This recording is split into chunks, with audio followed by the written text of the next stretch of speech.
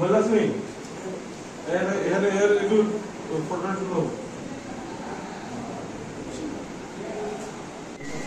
এটা ভিডিও করে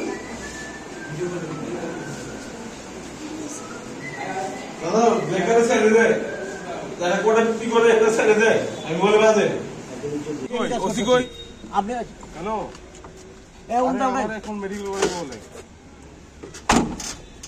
আগে আছে আমরা মোবাইল ডিউটিতে ছিলাম তখন এসডিপি সাহেবের অফিসের সামনে এরা মদমত্ত অবস্থায় ছিল।